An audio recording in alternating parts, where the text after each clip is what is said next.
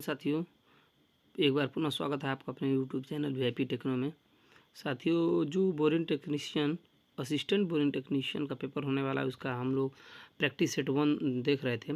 उसका 65 क्वेश्चन अभी हो चुका है। अब 66 नंबर क्वेश्चन की बारी है। तो चलिए हम लोग वीडियो शुरू करते हैं। 66 नंबर क्वेश्चन दिया है, सूची 1 के निम्नलिखित विषयों की सूची 2 के संबंधित गुणों या अर्थों से मिलान कीजिए।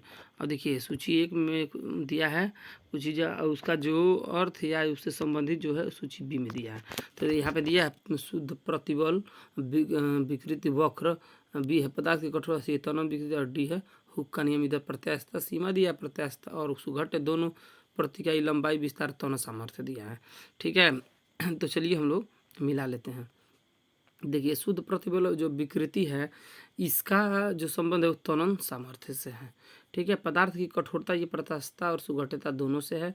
त्वरण विकृति ये है प्रति इकाई लंबाई विस्तार से। और हुक का नियम होता है प्रत्यास्थता सीमा के भीतर, यानी प्रत्यास्थता सीमा। ठीक है, तो इसका सही ऑप्शन होगा 4 यानी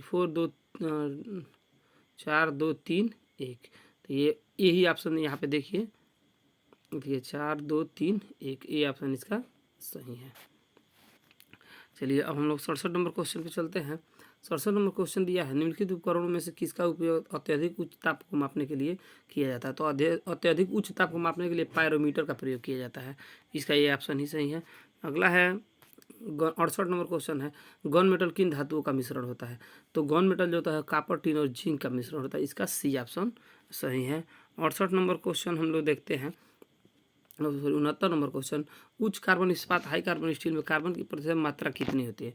तो हाई कार्बन स्टील में कार्बन की प्रतिशत मात्रा होती है 0.8 से, यानी कि कहीं दिया होगा 0.75% से। ठीक है, तो 0.8 से 1.5% तक। तो ये ऑप्शन इसका सही है, सी ऑप्शन सही है। चलिए 70 नंबर क्वेश्चन आप लोग का है। 70 नंबर क्वेश्चन, सफ़ेद ढलवा लोहा में होता है, उच्च तनाव संबंधी संपीड़न सामर्थ्य कार्बाइड के रूप में कार्बन उपरोक्त सभी। तो इसका जो 70 नंबर क्वेश्चन है, इसका डी ऑप्शन सही है, उपरोक्त सभी। 71 नंबर क्वेश्चन है, इसको थोड़ा ध्यान से पढ़ना है। 71 नंबर जो क्वेश्चन है उसको थोड़ा सा ध्यान से पढ़ना है। देखिए, कह रहा है कि पिटवा लोहा राट आयरन के विषय में गलत कथन है। ठीक है, पिटवा लोहा के विषय में गलत कथन है। तो ए है 1539 डिग्री सेंटीग्रेड पर पिघलती है, ये बिल्कुल सही है। बी है यह बहुत मुलायम तथा तन्य है, ये भी सही है। सी है इसे आसानी से फोर्स बेल्ट किया जा सकता है, ये भी सही है। और पूछा इसमें गलत क्या है, जो गलत है उसी को हम क्या करेंगे, गोला करेंगे, यानी कि हमारे लिए वही सही ऑप्शन है। ठीक है, इसे पिघले लोहे में उचित मात्रा में कार्बन मिलाकर बनाया जाता था उच्च तथा उस पर बार बार हथौड़ा चलाया जाता है। ये जो है ये गलत है, या यही पूछा है कौन सा क्वेश्चन गलत है, यानी कि ये हमारे लिए सही है। 71 नंबर क्वेश्चन का यही आंसर सही है। ठीक है, रोलिंग तथा हथौड़ा चलाया जाता था तथा रोलिंग क्रिया की जाती, यही सही है, ये नहीं होता है। चलिए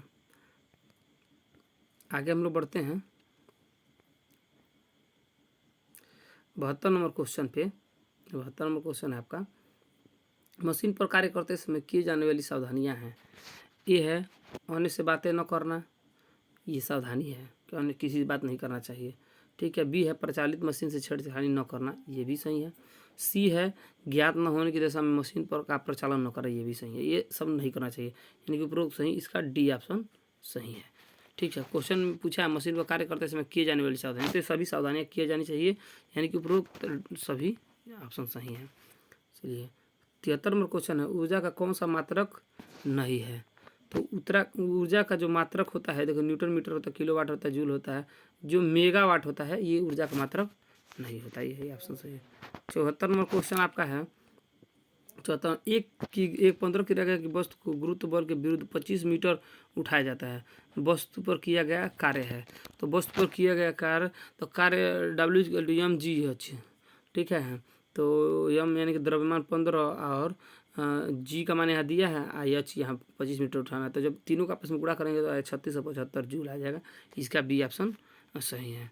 ठीक है, अब अगला क्वेश्चन पूछ रहा है कि यदि एक पिंड का रेखीय संवेग दुगना हो जाता है तब इसकी गतिज ऊर्जा बढ़ जाएगी। तो जब रेखीय संवेग दुगना होगा तो उसकी गतिज ऊर्जा कितनी बढ़ जाएगी, तो 300% बढ़ जाएगी। ठीक है, 300% बढ़ जाएगी। 76 नंबर क्वेश्चन है।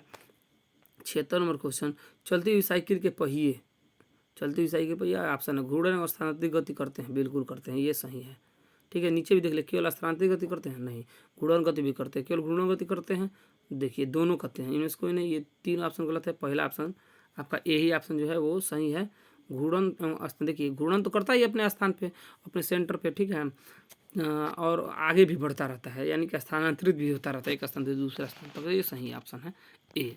77 नंबर क्वेश्चन की हम लोग बात करें, 77 नंबर क्वेश्चन आपका है, आंतरिक ऊर्जा की अवधारणा दी जाती है ऊष्मागतिकी के द्वितीय नियम से, ऊष्मागतिकी के प्रथम नियम से। ऊष्मागतिकी के प्रथम नियम से, बीन्स के नियम द्वारा, स्टोक्स के नियम द्वारा, बिल्कुल गलत। ऊष्मागतिकी के प्रथम नियम द्वारा ही आंतरिक ऊर्जा की अवधारणा दी जाती है। 77 नंबर क्वेश्चन। 78 नंबर क्वेश्चन है, एक वस्तु का तापमान 295 केल्विन है तो वस्तु का तापमान सेंटीग्रेड पैमाने पर होगा। तो सेंटीग्रेड पैमाने पर ज्ञात करने के लिए हम क्या करेंगे, C/5 इक्वल टू K - 273/5 जब करेंगे या कैलकुलेशन करेंगे तो आ जाएगा आपका, ठीक है। 255 यहाँ पर देखिए, ये फार्मूला लगा लीजिए, K इक्वल टू हो जाएगा आपका 295, C प्लस हो जाएगा, इधर से माइनस हो जाएगा तो प्लस हो जाएगा 273, ठीक है। अब 273 होगा, 273। तो अब क्या करिएगा, देखिए के जगह पर हम 295 कर देंगे, के जगह पे 295। अब इक्वल टू सी, अब ये आके इधर घटेगा 295 में से 273, तो कितना बचेगा, देखिए माइनस करेंगे, अगर 295 में से 273 घटाएंगे तो 3 में से 2 जाएगा, 5 में से 3 जाएगा 2 हो जाएगा, ठीक है। और फिर 9 में से 7 जाएगा तो 2 आ जाएगा, 2 में से 2 यानी कि 22 डिग्री सेंटीग्रेड बच जाएगा, ठीक है, 22 डिग्री सेंटीग्रेड, यही ये पूछा भी है, ठीक है। तो 22 डिग्री सेंटीग्रेड, तो इसका सही ऑप्शन क्या हो जाएगा, सेंटीग्रेड में सी है, 22 डिग्री सेंटीग्रेड। फार्मूला लगा लीजिएगा, C/5 इक्वल टू K - 273/5, ये इसका फार्मूला है, लगा लीजिएगा। चलिए 79 नंबर क्वेश्चन है आपका, 79 नंबर को, 1 किलोवाट घंटा बराबर होता है, तो 1 किलोवाट घंटा बराबर होता है 3.6 गुणे 10⁻6 जूल के बराबर होता है, ठीक है, इसका बी ऑप्शन सही है। अगला है क्वेश्चन 80 नंबर, परम शून्य तापमान पर गैस के अणुओं की गतिज ऊर्जा होती है। तो परम शून्य तापमान पर गैस के अणुओं की गतिज ऊर्जा जो होती है वो बिल्कुल शून्य हो जाती है, ए ऑप्शन इसका सही है। 80 नंबर क्वेश्चन हो गया। अब हम लोग चलें 81 नंबर क्वेश्चन पे। चलिए 81 नंबर क्वेश्चन है आपका, 81 नंबर पे जो क्वेश्चन, एक कृष्ण पिंड में सभी विकिरणें होती हैं। तो एक कृष्ण पिंड में सभी विकिरणें क्या होती हैं, अपवर्तित होती है, बिल्कुल गलत। अवशोषित होती हैं, ये सही है, अवशोषित हो जाती हैं। सभी जो विकिरणें होती है वो अवशोषित हो जाती है, इसका बी ऑप्शन सही है। संचारित नहीं, उपरोक्त सभी बिल्कुल गलत, तो अवशोषित हो जाते हैं, यही सही है, ठीक है। 82 नंबर क्वेश्चन, विशिष्ट गुप्त ऊष्मा का मात्रक है। विशिष्ट गुप्त ऊष्मा का मात्रक जो होता है आपका वाट प्रति जूल, गलत है। जूल प्रति वाट, ये भी गलत है। जूल प्रति किलोग्राम, ये सही है, ठीक है, जूल प्रति किलोग्राम ये सही है। 82 का ये सही ऑप्शन है, जूल प्रति किलोग्राम, ठीक है। चलिए आगे बढ़ते हैं हम लोग, 83 नंबर क्वेश्चन हम लोग देखते हैं। 83 नंबर क्वेश्चन, निम्न में से किसका प्रत्युत सबसे कम होता है। तो देखिए अमीटर, वोल्टमीटर, विभवमापी, इनमें से कोई नहीं। तो जो 83 अमीटर जो होता है उसका प्रतिरोध सबसे कम होता है, ये ऑप्शन इसका सही है, ठीक है। 84 नंबर क्वेश्चन है आपका, 84 नंबर का जो क्वेश्चन है, 84, 2 किलोग्राम का एक पिंड विरामावस्था में रखा है। पिंड को 4 सेकंड में 2 मीटर पर सेकंड के वेग से त्वरित करने के लिए बल लगाना होगा, ठीक है। तो ये देखिए अब सब फिजिक्स का कैलकुलेशन आ रहा है, ठीक है, सीधे से आंसर बता देते हैं, आप लोग सवाल लगाइएगा, स्क्रीन शॉट लेके सवाल लगाइएगा, 1 न्यूटन होगा, ठीक। अगला है, एक वृत्ताकार मार्ग पर एक समान चाल से चलती हुई वस्तु का एक चक्कर लगाने के बाद औसत वेग होगा। अब देखिए औसत वेग पूछा है ना, तो औसत वेग इक्वल टू विस्थापन बटा समय होता है, ठीक है। वेग औसत वेग पूछा है, वृत्ताकार मार्ग पर परिक्रमा कर रही है और पुनः उसी स्थान पे आ गई है, ठीक है।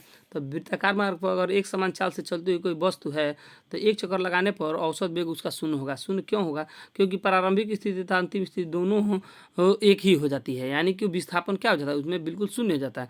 तो औसत वेग का जो फार्मूला होता है वो होता है विस्थापन बटा समय।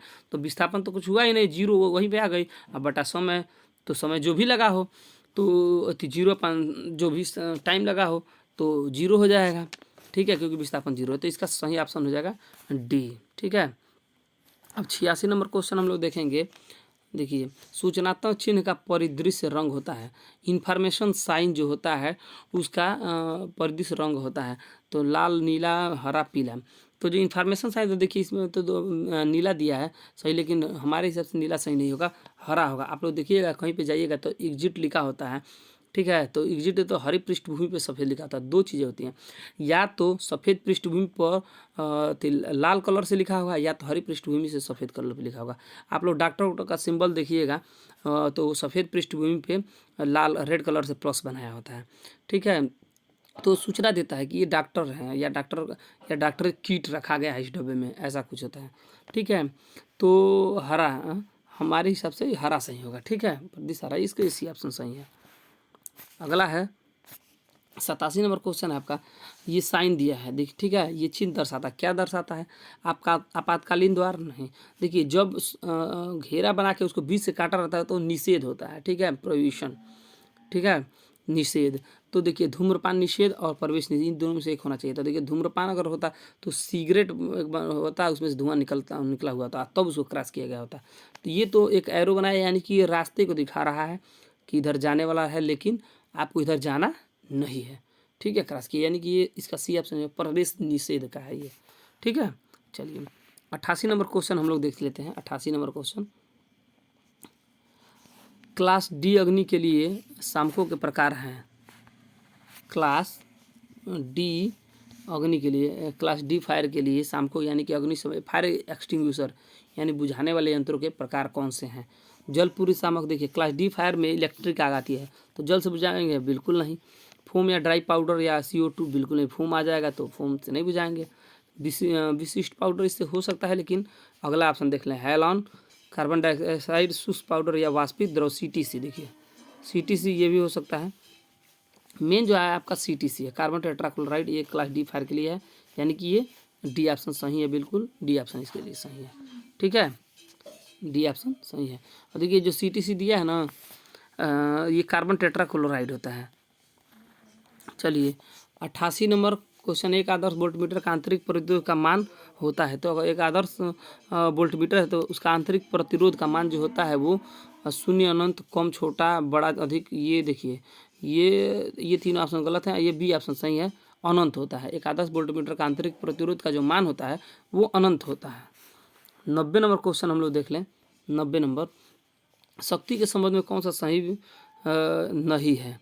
तो कौन सा सही नहीं है? शक्ति के संबंध में पूछा है। ठीक है, तो शक्ति के संबंध में देखिए P इजकल टू, यानी जो P इजकल टू VI होता है, VI वाट ये होता है, ये सही है। और P equal to V² upon R watt ये भी होता है। और P equal to V² upon R ये तो होता है। और V² I² R भी होता है। P equal to I² R भी ये भी होता है वाट। लेकिन आपका जो है ये डी ऑप्शन जो है ये गलत है, IC को सही नहीं है पूछा, यानी कि हमारे लिए यही सही ऑप्शन है। P equal to V² R ये नहीं होता है। ठीक है, तो डी ऑप्शन इसके लिए सही है। चलिए 91 नंबर क्वेश्चन है। 91 नंबर क्वेश्चन है, 91, निम्न चित्र में 2 ओम प्रतिरोध में बहने वाली धारा होती है। ठीक है, तो ये फिगर बनाया है यहाँ पे 2 ओम प्रतिरोध, हाँ, प्रतिरोध में बहने वाली धारा होती है। तो फिगर को देख के अगर आप पढ़ेंगे तो आप जान जाएंगे कि 5 एम्पियर है ये। ठीक है, तो कह रहा है कि निम्न चित्र में 2 ओम प्रतिरोध में बहने वाली धारा होगी, तो धारा कितनी होगी? तो 5 एम्पियर होगी। ठीक है, इसका डी ऑप्शन 5 एम्पियर धारा होगी। ठीक, 92 नंबर क्वेश्चन पे हम लोग चलते हैं। 92 नंबर क्वेश्चन है आपका, किरचॉफ का वोल्टता नियम निम्न से संबंधित है। IR पतन, बैटरी, EMF, संधि विभव और A और B दोनों। तो जो किरचॉफ का वोल्टता नियम जो है वो आपका IR पतन और बैटरी EMF दोनों है। ठीक है, यानी कि इसका डी ऑप्शन सही है। ठीक है, चलिए अगला हम लोग देखते हैं 93 नंबर क्वेश्चन, KCL के अनुसार एक संधि को छोड़ने वाली सभी धाराओं का बीजगणितीय योग हमेशा बराबर होता है। ठीक है, केसीएल के अनुसार एक संधि को छोड़ने वाली सभी धाराओं का बीजगणितीय योग हमेशा होता है। तो देखिए केसीएल के अनुसार सभी संधि छोड़ने वाली सभी शाखाओं की जो धाराएं होती हैं उसका बीजगणितीय योग हमेशा संधि में प्रवेश करने वाले धाराओं के बीजगणितीय योग के बराबर होता है। ठीक है, यानी कि संधि में प्रवेश करने वाली सभी धाराओं के योग के बराबर होता है। ठीक, तो इसका ये ऑप्शन सही हो जाएगा। 93 का ये ऑप्शन सही हो जाएगा। चलिए 94 हम लोग देखते हैं। 94 निम्न से कौन आश्रित वोल्टेज स्रोत है? ए है डायोड, बी है रेक्टिफायर और सी है इलेक्ट्रॉनिक बल्ब और डी है उपरोक्त सभी। ठीक है, क्वेश्चन है आश्रित वोल्टेज होता है 94 को। तो जो आश्रित वोल्टेज क्या होते हैं? तो वे वोल्टेज स्रोत जो दूसरे पर निर्भर करता है आश्रित वोल्टेज कहलाते हैं। ठीक है, आश्रित वोल्टेज स्रोत कहलाते हैं। ठीक है, एक बार और समझ लिए, ये जो वोल्टेज जो दूसरे पर निर्भर रहते हैं आश्रित वोल्टेज स्रोत कहलाते हैं। ठीक है, ये जो तीनों विकल्प दिए गए हैं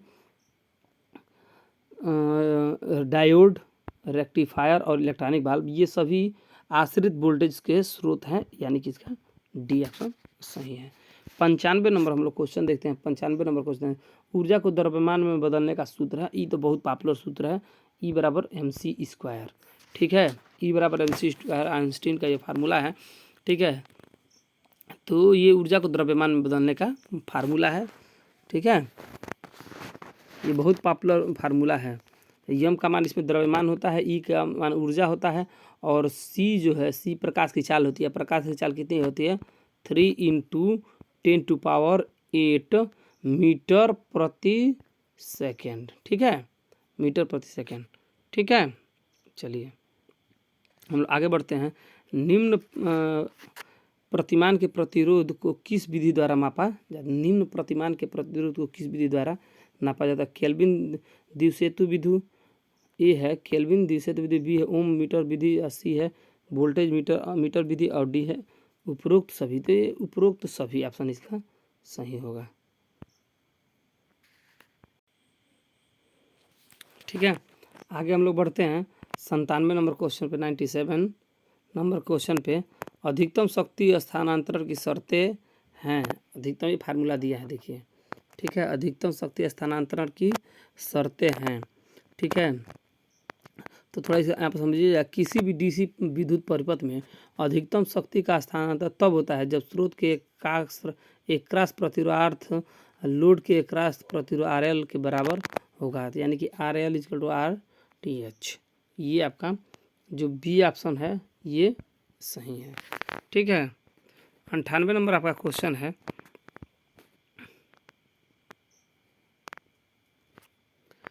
98 नंबर क्वेश्चन है निम्न से किस उपकरण में एक डिस्क होती है? Ammeter, volt meter, watt meter, energy meter, यानी ऊर्जा मापी। ठीक है, तो ऊर्जा मापी जो उपकरण है वो उसमें क्या होता है? एक डिस्क होता है और डिस्क प्राय एल्युमिनियम पदार्थ के ही बनाए जाते हैं। ठीक है, तो ये भी जानना है डिस्क किस पदार्थ के बनाए जाते हैं? तो एल्युमिनियम के। और किस में डिस्क होता है? तो ऊर्जा मापी यानी एनर्जी मीटर, यानी इसका डी ऑप्शन सही है। ठीक है, एनर्जी मीटर यानी ऊर्जा मापी में ही डिस्क होता है। चलिए 99 नंबर आपका क्वेश्चन है। 99 नंबर विसर्पण क्रीपिंग क्रिया इनमें से किस में देखी जाती है? ठीक है, क्रीपिंग क्रिया इनमें से किस में देखी जाती है? ए अमीटर, बी वाट मीटर, सी ऊर्जा मीटर, डी वोल्ट मीटर। ठीक है, तो जो विसर्पण क्रीपिंग क्रिया जो होती है वो ऊर्जा मीटर में देखी जाती है। ऊर्जा मीटर, यानी इसका सी ऑप्शन ऊर्जा मीटर में देखी जाती है। ठीक है, और ऊर्जा मीटर में विसर्पण क्रिया तब होती है जब निर्भार पर मीटर की केवल वोल्टता कुंडली ही उत्तेजित रहती है। इस स्थिति में मीटर धीरे धीरे चलता है। ठीक है, तो हमको जानना है विसर्पण क्रीपिंग क्रिया किस में होती है? तो ऊर्जा मीटर में होती है। इसका सी ऑप्शन सही है। 99 का 100 नंबर क्वेश्चन हम लोग देख लें। 100 नंबर, किसी यंत्र की यथार्थता ज्ञात करने के लिए क्या आवश्यक है? अनुरूपता, परिशुद्धता, सी दोनों और डी इनमें से कोई नहीं। तो किसी राशि के मापी मान की उसी राशि के वास्तविक मान के समीपता ही यथार्थता कहलाता है। और यथार्थता ज्ञात करने के हेतु वास्तविक मान तथा मापित मान की अनुरूपता तथा उसकी परिशुद्धता ज्ञात होना चाहिए। ठीक है, तो अनुरूपता और परिशुद्धता दोनों ज्ञात होनी चाहिए। ठीक है, तो इसका सी ऑप्शन सही है, दोनों।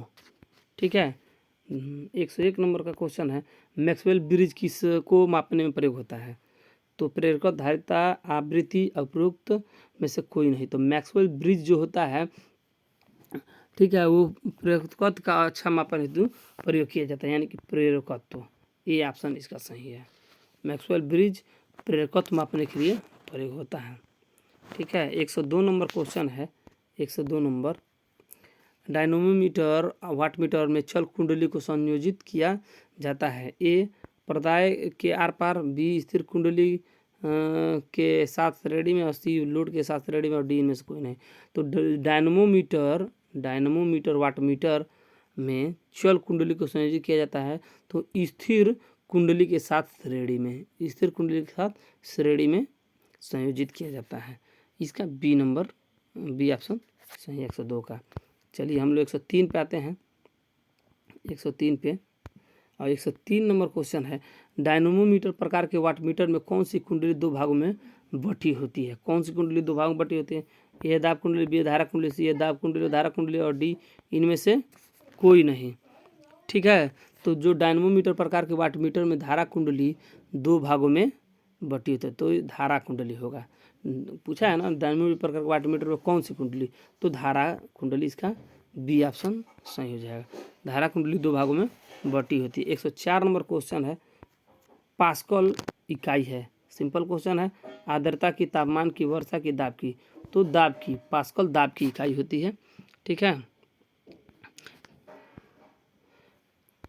105 नंबर क्वेश्चन है, 1 माइक्रोन बराबर होता है तो 10⁻6 मीटर, 10⁻⁻6 मीटर, 10⁻³ मीटर, 10⁻³ मीटर। तो 1 माइक्रोन जो बराबर होता है वो 10⁻6 मीटर के बराबर होता है। ठीक है, तो 105 नंबर जो क्वेश्चन है वो उसका सही ऑप्शन है 10⁻6 मीटर। ठीक है,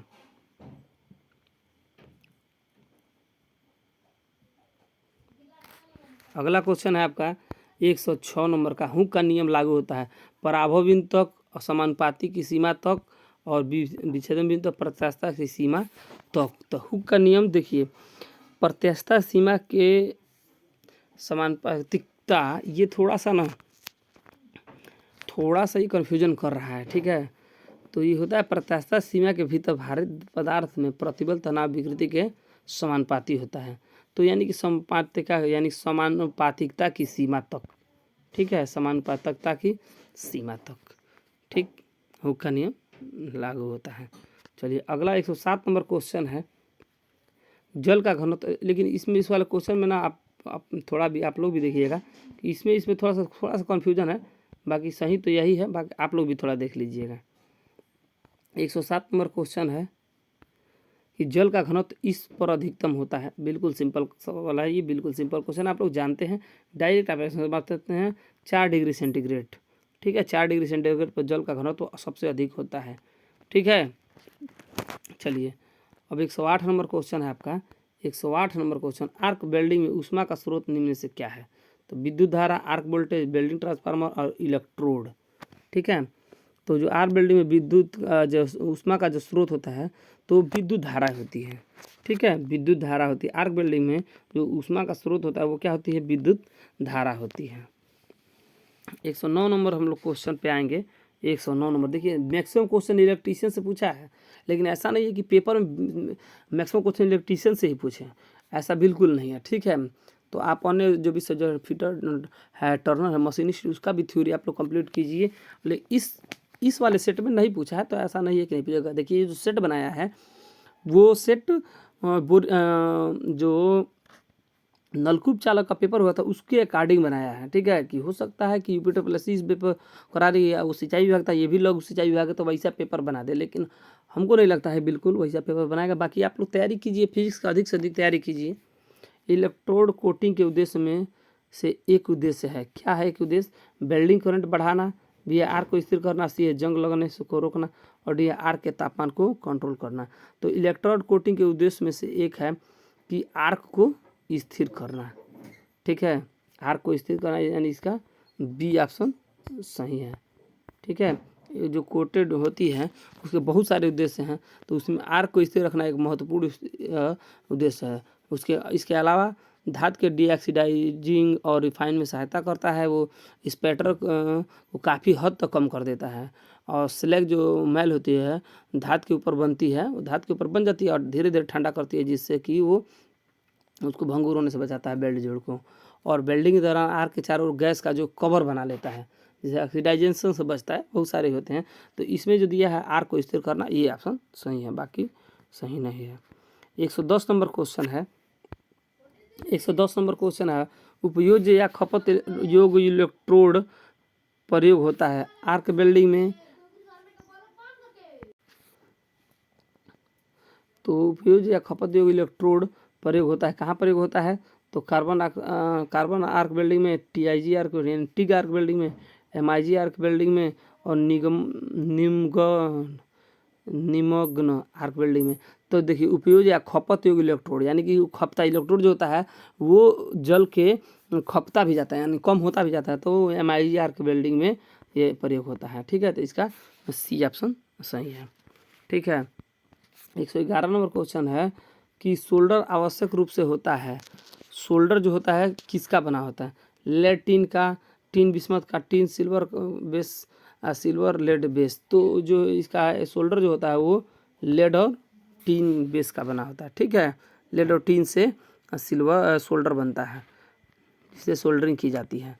अब ये है 4 स्ट्रोक इंजन में सूचित शक्ति होती है, तो इसको सीधे सीधे याद कर दीजिएगा, PM लैन अपान 2 के बराबर। ठीक है, 4 स्ट्रोक इंजन से डीजल मैकेनिक से क्वेश्चन उठा दिया है। 112 नंबर। चलिए अब 113 नंबर लोग क्वेश्चन देखते हैं।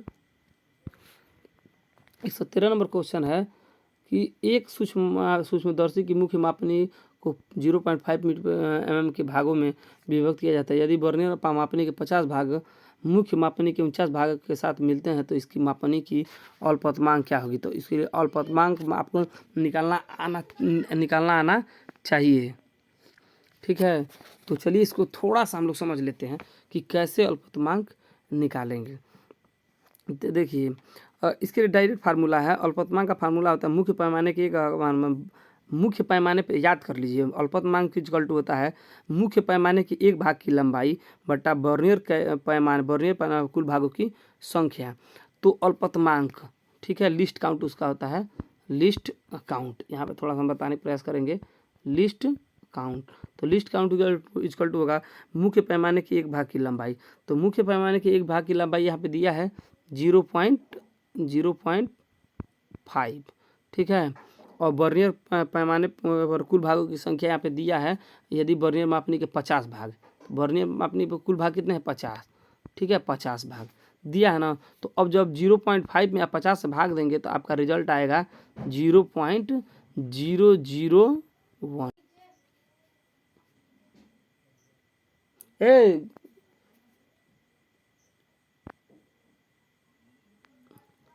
ठीक है, 0.001, सॉरी 001 आएगा। ठीक है, 001 आएगा। ठीक है, यानी इसका बी ऑप्शन सही है। ठीक, 114 नंबर क्वेश्चन है। 114 नंबर, डायल कैलिपर में वर्नियर स्केल के स्थान पर क्या होता है? तो डायल जो कैलिपर होता है, ठीक है, तो उसमें वर्नियर के स्केल के स्थान पर डायल लगा था, इसीलिए उसे डायल कैलिपर कहते हैं। अगला है 115, बल की दिशा में विरूपण प्रति इकाई लंबाई को कहते हैं। बल की दिशा में विरूपण प्रति इकाई लंबाई को कहते हैं विकृति, पार्श्व विकृति, रैखिक विकृति और रैखिक प्रतिबल। तो रैखिक, देखिए बल की दिशा में विरूपण हो रहा है ना, तो सीधी विकृति हो रही है। ठीक है, तो उसे हम रैखिक विकृति कहते हैं, रैखिक विकृति। 116 नंबर क्वेश्चन है। 116 नंबर आपका क्वेश्चन है, किस पदार्थ के लिए पाइजन अनुपात 1 से अधिक होता है? तो ये थोड़ा सा बढ़िया क्वेश्चन है। तो जो पाइजन अनुपात का मान होता है 1 से अधिक नहीं होता है, ठीक है, बल्कि इसका मान -1 से 0.5 तक होता है। अतः विकल्प डी सही इसका सही है, इनमें से कोई नहीं। पाइजन अनुपात 1 से अधिक होता ही नहीं है। कहाँ से कहाँ तक होता है? -1 से, ठीक है, -1 से 0.5 यानी कि आधा तक ही होता है। तो इसमें से कोई ऑप्शन सही नहीं है, तो इसके लिए डी ऑप्शन सही है। 117 नंबर आपका क्वेश्चन है, बर्नियर बेवल प्रोटेक्टर के किनारे कितने अंश के कोण पर बने होते हैं? तो बर्नियर बेवल प्रोटेक्टर के किनारे जो होते हैं वो आपका 60 से 45 या 45 से 60 डिग्री पे बने होते हैं। आप लोग देख लीजिएगा, ठीक है। बाकी यहाँ पे तो आप समझिएगा, याद ही कर लीजिए कि 45-60 होते हैं, 60-45 लिखा है, कोई दिक्कत नहीं है। बर्नियर बेवल प्रोटेक्टर के किनारे कितने अंश के कोण पर बने होते हैं? तो 60 डिग्री और 45 डिग्री के कोण पे बने होते हैं, ठीक है। चलिए 118 नंबर क्वेश्चन है आपका। 118 नंबर क्वेश्चन है, कच्चे लोहे में कार्बन का प्रतिशत होता है। तो कच्चे लोहा जो कच्चा लोहा होता है उसमें कार्बन का प्रतिशत आपका होता है, देखिए वो 4 से 3 से ज़्यादा ही होता है, 3 से 5% तक होता है, ठीक है। तो लेकिन यहाँ पे दिया है जो ऑप्शन 1 से 1.2% तक, 1 से 1.4% तक, ठीक है। और ये है सी 1 से 3.5% तक, और ये है 1 से कम। तो सबसे अधिक यही दिया है सी 1 से 3.5%, ठीक है। चूँकि 3 से भी ऊपर होता है तो अभी हम कच्चा लोहा जो पिग आयरन है इसके लिए फिलहाल यही सी ऑप्शन ही सही है, ठीक है। यही ऑप्शन सही है। और ये जो पिग आयरन वो ब्लास्ट फर्नेस यानी बात्या भट्टी में बनाई जाती है। ये बहुत बड़ा क्वेश्चन पूछा है, कच्चा लोहा किसमें बनाया जाता है? तो ब्लास्ट फर्नेस यानी कि बात्या भट्टी में बनाई जाती है। 119 नंबर क्वेश्चन है आपका। 119 नंबर, निम्नलिखित में से कौन गैर चुंबकीय पदार्थ है? तो देखिए जो गैर चुंबकीय मतलब जिसको चुंबक अपनी ओर आकर्षित न करे, ठीक है। तो निकिल है, कोबाल्ट है, ये गैर चुंबकीय है। लोहा तो गैर चुंबकीय, सब ये चुंबकीय है। ये भी निकिल भी चुंबकीय है, कोबाल्ट भी चुंबकीय है, लोहा भी चुंबकीय है। चुंबक अपनी ओर आकर्षित इसको करेगा, लेकिन जो तांबा है, तांबा उसको चुंबक अपनी ओर आकर्षित नहीं करेगा, इसे गैर चुंबकीय कहेंगे, इसे अनुचुंबकीय कहेंगे, लौह चुंबकीय भी कह सकते हैं, ठीक है। तो चलिए इसका सी ऑप्शन सही है। गैर चुंबकीय पूछा, तांबा, तांबा को चुंबक अपनी ओर आकर्षित नहीं करता, इसीलिए इसका सी ऑप्शन सही है। अब 120 नंबर जो आपका क्वेश्चन है, ये सबसे लास्ट क्वेश्चन है, और इसको थोड़ा समझिए अच्छे से। क्वेश्चन दिया है, दिए गए चित्र में कौन सा बिंदु समानुपाती सीमा को प्रदर्शित करता है? तो देखिए इधर प्रतिबल है, इधर विकृति, जैसे जैसे बल बढ़ा रहे हैं वैसे वैसे विकृति बढ़ रही है। तो ये सीधा यहाँ से सीधा दिखाया है ना, यानी कि ए तक अगर हम प्रतिबल किए हैं तो विकृति जो होगी अगर छोड़ेंगे तो सीधा वापस अपने वस्तु जैसे वैसे सीधे चली आएगी, ठीक है। तो ये पूछा भी है समानुपातिक सीमा को प्रदर्शित, समानुपातिक सीमा को ये जो ए है वही प्रदर्शित कर रहा है। ऑप्शन हम लोग देख लेते हैं कि क्या ऑप्शन दिया है। तो बिंदु ए, इसका बिंदु ए सही है, ठीक है, बिंदु ए सही है। यही अनुपातिक सीमा को, इससे आगे बढ़ेंगे तो उसमें विकृति आएगी, और छोड़ेंगे तो कुछ ना कुछ उसमें विकृति रह जाएगी, ठीक है, पुनः पहले जैसा नहीं हो पाएगा। तो इसका ए ऑप्शन सही है, ठीक है साथियों। तो 120 क्वेश्चन होगा, इसमें केवल आपके जो मैथ और रीजनिंग के 30 क्वेश्चन है वही छूटे हैं। तो मैथ रीजनिंग यहाँ पे सॉल्व करना आसान नहीं है, ठीक है। बाकी आप लोग देख लीजिएगा, मैथ रीजनिंग अच्छे से पढ़िए, ठीक है। बाकी वीडियो कैसा लगा ये हमें बताइए। सिंपल सिंपल क्वेश्चन है, जैसे देखिए मान लीजिए एक भिन्न और उसके व्युत्क्रम का योग -89/40, तो दोनों भिन्नों में सबसे छोटा भिन्न क्या हो सकता है, यही सब दिया है, ठीक है। तो ये सब आप कर भी सकते हैं। लघुत्तम समापवर्तक एलसीएम क्या होगा इसका, ये दिया है। दो संख्याओं का महत्तम समापवर्तक इतना है, ज्ञात करने पर भागफल इतना आता है, तो यदि अंतिम भाजक 45 है तो छोटी भाजक क्या होगी, यही सब क्वेश्चन है, ठीक है। तो आप लोग देख लीजिएगा बाकी, और प्रयास कीजिएगा कि अच्छे से और तैयारी करें, और मैथ और रीजनिंग को अलग से भी देखिएगा, अलग से बुक से, और अपनी तैयारी और तेज़ कर दीजिए, मन लगा के पढ़िए, ठीक है। हमारी शुभकामनाएं आपके साथ हैं। धन्यवाद।